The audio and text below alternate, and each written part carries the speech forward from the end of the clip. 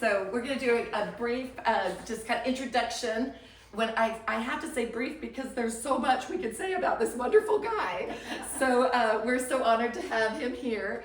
As we mentioned earlier, his name is Wood Newton, and we're going to give a little paragraph about some of his songwriting and artist success. So, Wood Newton spent decades as both a recording artist and highly respected songwriter in Nashville. Originally from Arkansas, he became known for his warm vocals, memorable storytelling, and knack for writing songs that connect with listeners. As a songwriter, Wood has written or co-written songs recorded by many major country artists, including the Oak Ridge Boys, Kenny Rogers, Charlie Pride, Don Williams, and Dottie West. His songs have earned chart success and have become favorites among traditional country music fans. In addition to his songwriting accomplishments, Wood Newton has continued to perform, record, and appear at country music events where he is admired for his authentic style, his engaging stage presence, and lasting contributions to traditional country music. So as we mentioned, we're so honored to have you here, and we can't wait to hear your song. So, do any of y'all play guitar? No guitar players. You got other career plans then? You know, I'm not one of the guys that started out at 6 years old. I wish I had, but we had a piano in the house, but my sisters played that, and they were older, and I was more into sports and everything. And after my high school football career, I had to come up with another way to meet pretty girls. So, and back then, the cheerleaders were they had ukuleles. Thank God I started out on the ukulele. It's so easy. It was only 4 strings, and you tune it to "My dog has fleas." That's the tune. But anyway, I'm so glad that, and I was almost ready to join the band. I already had my trombone. I was going to be in the band like my brother, and then I'd had an ankle injury that kept me from playing until my senior year. So I learned some songs, and I learned that I could. Well, I grew up. Both parents sang in the choir. Everybody in our family could sing, and I just took it for granted. I really didn't think that I'm the greatest singer that ever came along. But, and then all through college, I learned how to play, and I learned that I play by ear. So I don't read a note like most successful songwriters in Nashville. We don't read the notes on the staff like you know, once it's printed out. We just, we know the chords. And you know, I was watching these guys, and almost everything was 4 chords, you know, at the most. But there's a saying that country music is 3 chords in the truth. So this first song I'm gonna do is the one that 2 Oak Ridge Boys made into a pop hit.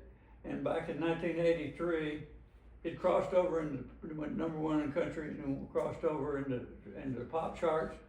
And my publishing company sent me out to California, Beverly Hills, and I even had a backpack camera at the time, and I went down on Rodeo Drive. All right. That's neat. I didn't know it was pronounced that way. I just said Rodeo Drive. Anyway, back to the thing. A lot of rock and roll songs are just started out with this beat.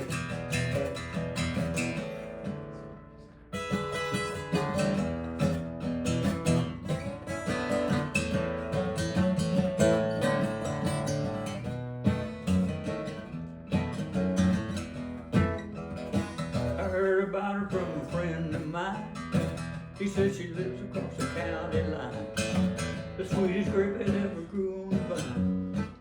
Down this way I've been in all the time. Her daddy Robert and her mama Ruth, they had a daughter they named Bobby Sue, and now she's 18 and she knows the truth. Nobody's gonna tell her what to do. Bye bye bye bye Bobby Sue, can't you see my love? Marry you. Ba ba ba ba ba ba.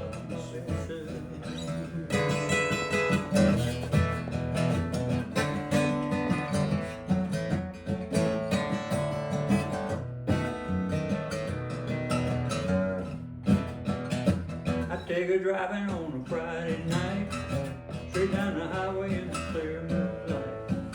My Chevy's humming and she holds me tight. We'll find a preacher and we'll do it right.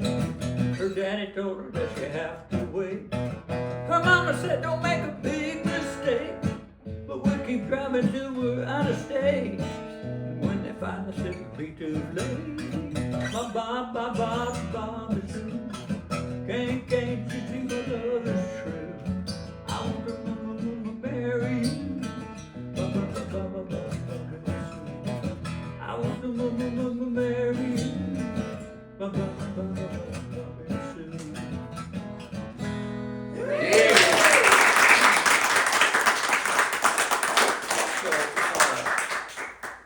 In 1971, I was old enough to know better, but I met my wife, current wife, at University of Arkansas. I took her to a football game on the first date, but she had to drop out. Her father drowned that summer, and she had to drop out. So she went down to Atlanta, got a job as a flight attendant. And so we were in love. Long distance love for 3 years. And it got expensive. Yeah. It was cheaper to just get married instead of paying $100 a month thing. And anyway, Gloria, I had been to Europe and I got back and I'd been a phone call from my dad that Gloria was trying to reach me. And in Arkansas they had a 3-day waiting period, so I talked her into running off to Oklahoma. And we got married in Podo, Oklahoma. Just us and the preacher. So anyway, hey, now, have y'all ever been down south before? Is this your first time down south? First. Yeah.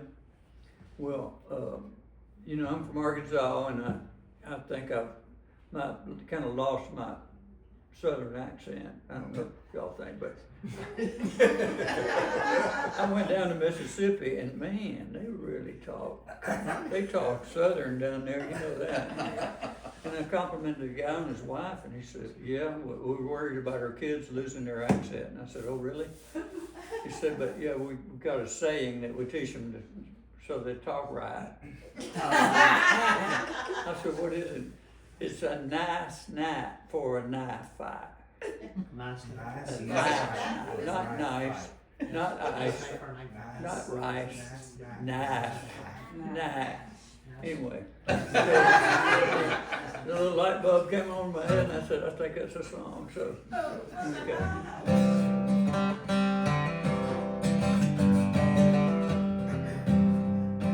Somewhere tonight, down in Dixie Lane, at a roadside bar, there's a pretty good band. But somebody's messing with somebody's woman, might be a bad sign, some guy over. And this is the sing-along, y'all. And it's a nice night for a knife fight. Leave the guns in the pickup, do it upright. Woo! Somebody gets wound up just a little too tight. It's a nice night for a knife fight.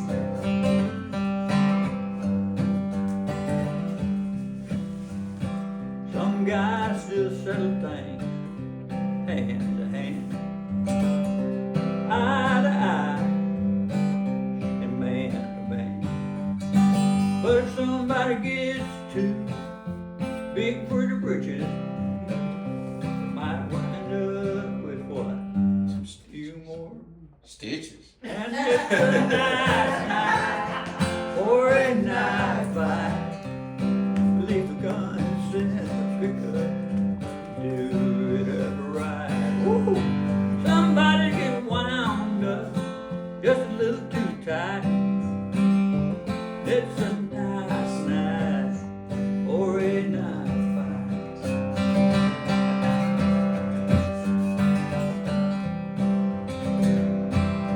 Now it's a crying shame, I'm telling y'all, how kids these days are losing their southern drawl. gotta nip it in the bud. Grab 'em by the sleeve.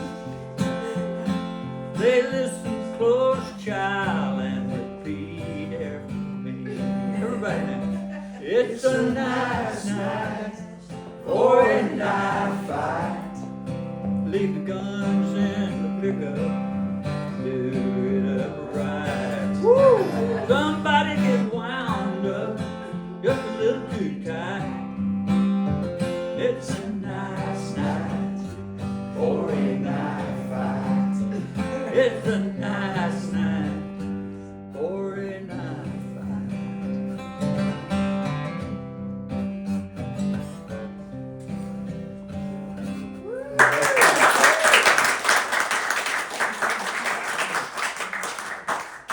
fight. I've got 3 albums on all the streaming places, and the last album, the most newest one of them, is called Hampton, and that's where I'm from, and it's an aerial photograph of my little town. Oh. It's a one-stoplight town. Oh, wow. It's the smallest population in the whole state of Arkansas. Wow. But guess what they do there? And one over there in the west side of the county, there is a company that makes all those rockets. We've been shooting all these wars, man. Yeah, that is, like a 1,000 acres. It goes back to World War II. They built these big mounds that, to protect it. All right. Well, let me do a real country song. And who did the George Jones song? Oh yeah. Well, anyway, he cut this song, man. I mean, Steve Warner had a hit on it, and it's been played 1 million times on the radio, or more than 1 million. Probably. Yeah, Wow. and so.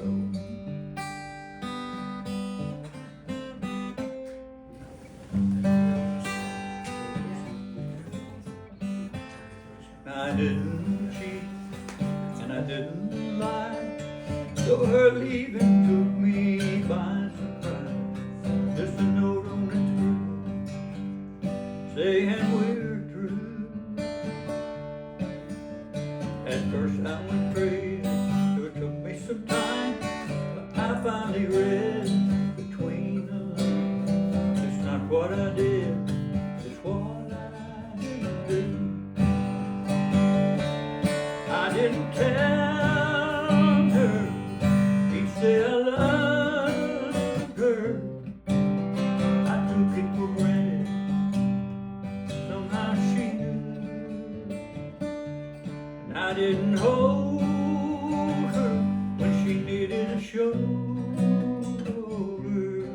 Not what I did, what I didn't do. Now it's easy to see why her love died. She was planning her nights by the TV guide. She needed me with her more than I knew. I was too busy working, getting ahead, when I should have been home loving her instead.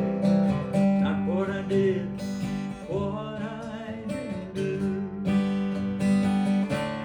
I didn't tell her each day I loved her. I took it for granted, somehow she knew. And I didn't hold her when she needed a shoulder. Not what I did, what I didn't do. What I did, it's what I didn't do.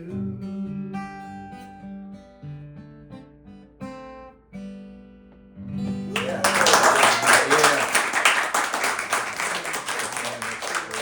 Let's see, what, you did that blues song, I told you about a blues song. I've always loved the blues, and but I felt guilty about being a white boy singing the blues. And so I wrote a song about that. I'm not going to do that one. I hadn't learned that yet, but it's called Guilty White Boy Blues. Raised up to be a winner, wasn't born to lose. some people don't understand what I'm going through. I got the blues, the guilty white boy blues. But there's a lot of blues songs that start out with, I woke up this morning. And then, I think I'll dust my broom, I don't know what that means. Yeah, I don't either. I think it's something I don't dirty, I it's think. good, yeah. So, okay, here it is, and one thing I love about the blues is you can repeat the same Yes. line over and over again, and That's it's awesome. easy to remember, you know, so. All right. I didn't wake up this morning, lying there stiff and cold in my bed. I didn't wake up this morning, lying there stiff and cold in my bed. I've been floating around the ceiling, looking down at that hole in my head. My girlfriend shot me, caught me with her best friend in my bed. My girlfriend shot me, caught me with her best friend in my bed. I don't know why she shot me, she should have shot her two-timing friend instead. And I didn't wake up this morning, lying there stiff and cold in my bed.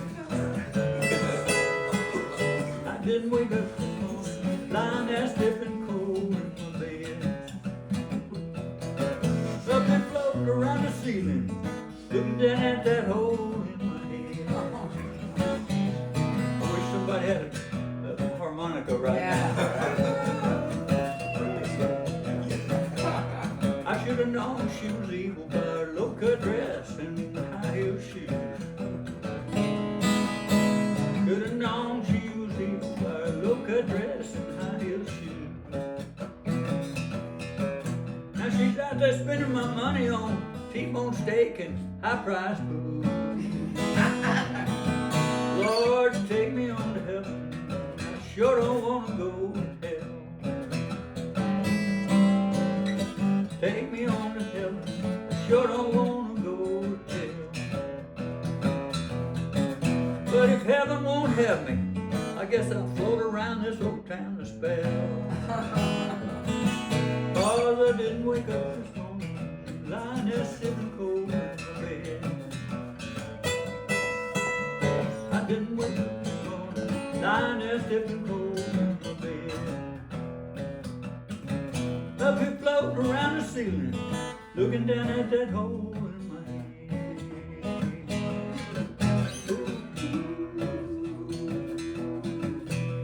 I'm a ghost.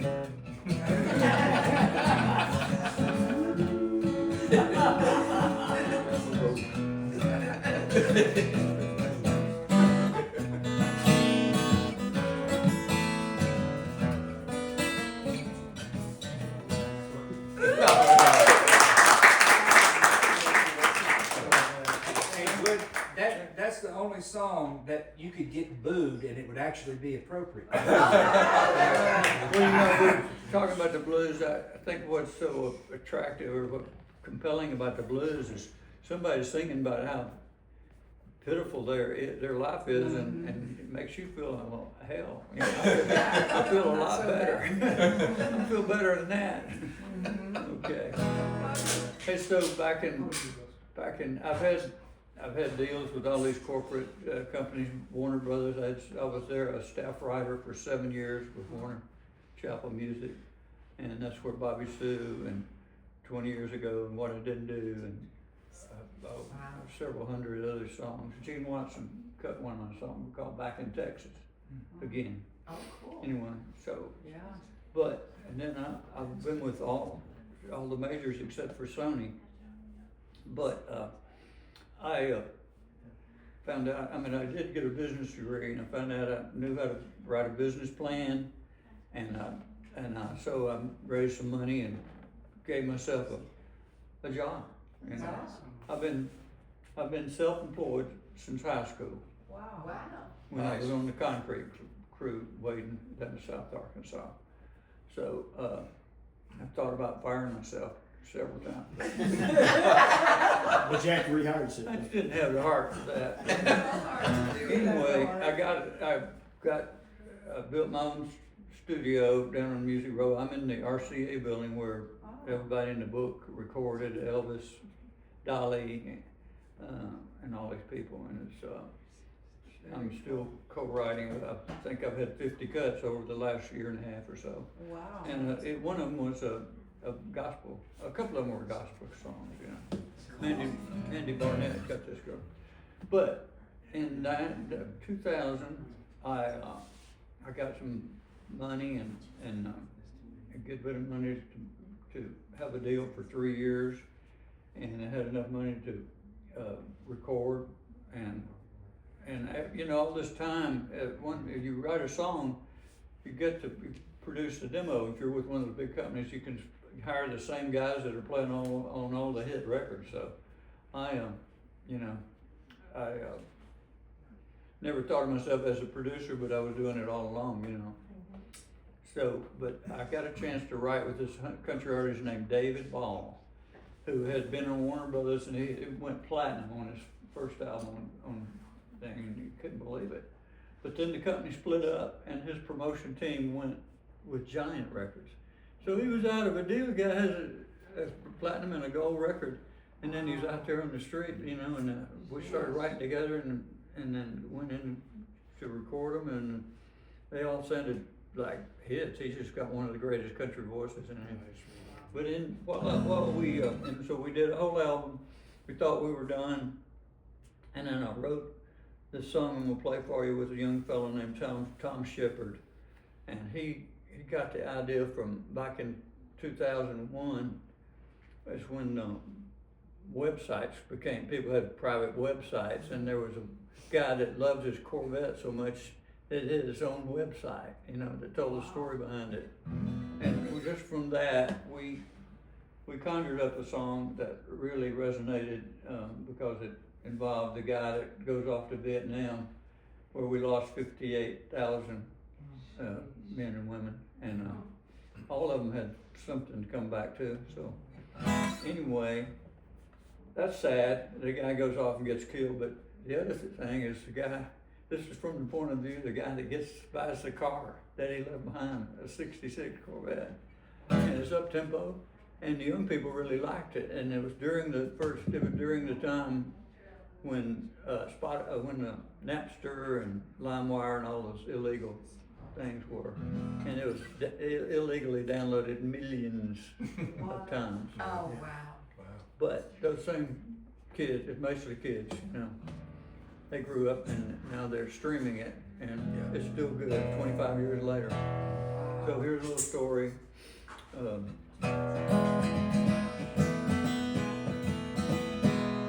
I was just out of service, thumbing through the classified, when an ad that said, "Oh, Chevy," somehow caught my eye.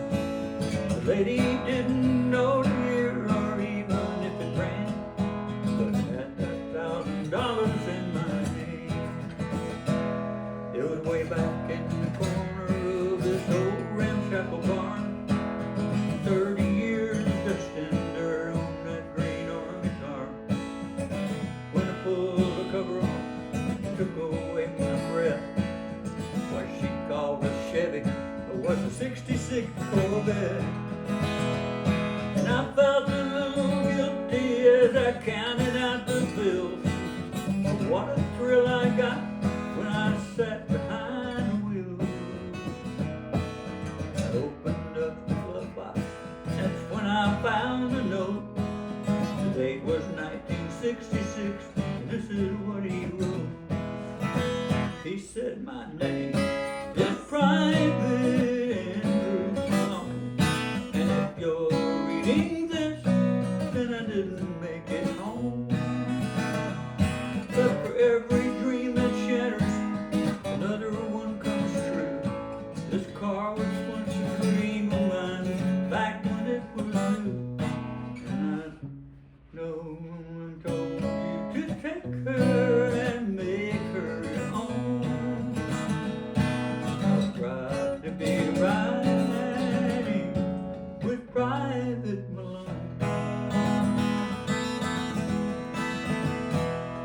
Well, it didn't take me long at all. I had her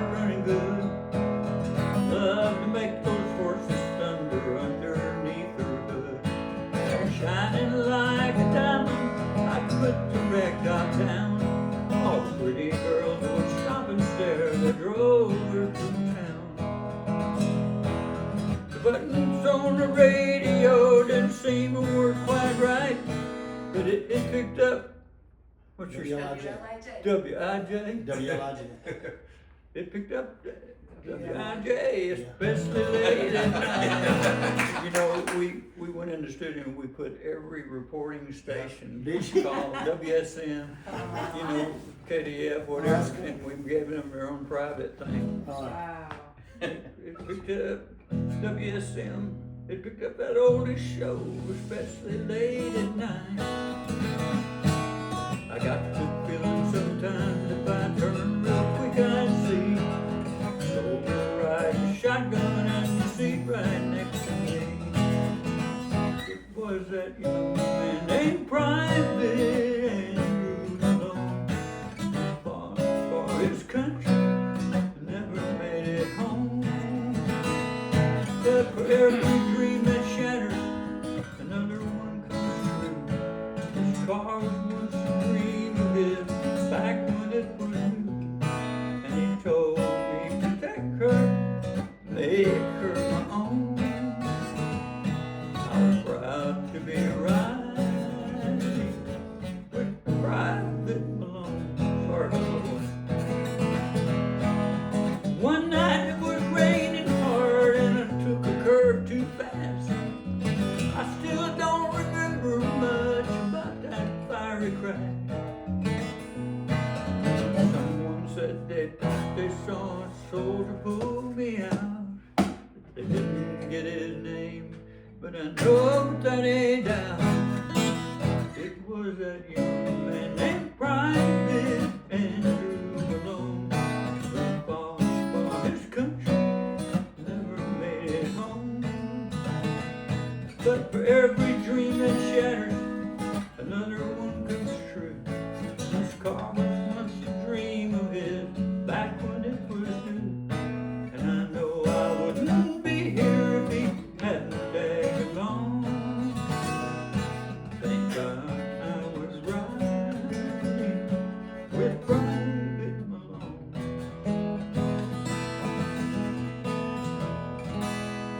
Okay, well, how about one more song, okay? Well, you know, fashions are changing all the time, and there's one fashion that I got the golf habit, and Nashville made a mistake of putting the greenway around McCabe Golf Course, and I'm out there trying to make my putt, and some pretty thing goes by, and I'm, you know, I start thinking bad things. Anyway, so I wrote a song on that. And it's another sing-along, and it's called Yoga Pants Don't Lie.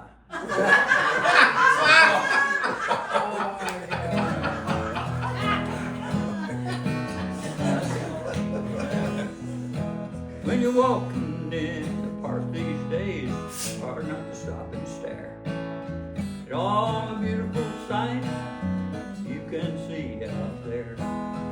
All at once it hit me as I strolled along.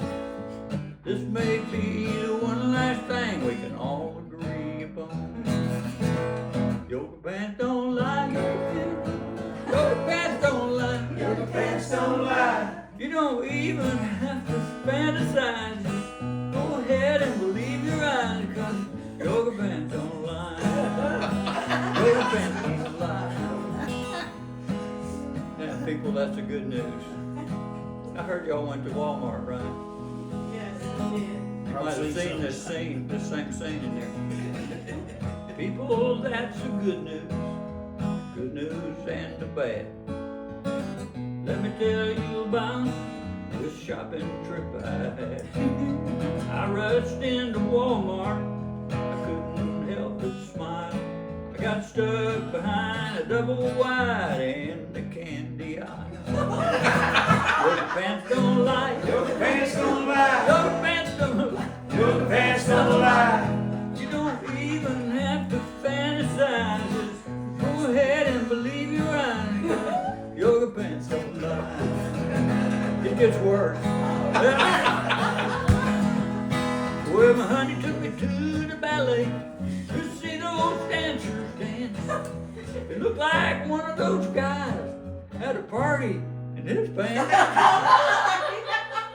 And yoga pants don't lie. Yoga pants don't lie. Yoga pants don't lie. You don't even have to fantasize. Go ahead and leave your eyes. Yoga pants don't lie. Yoga pants don't lie. Yoga pants don't lie.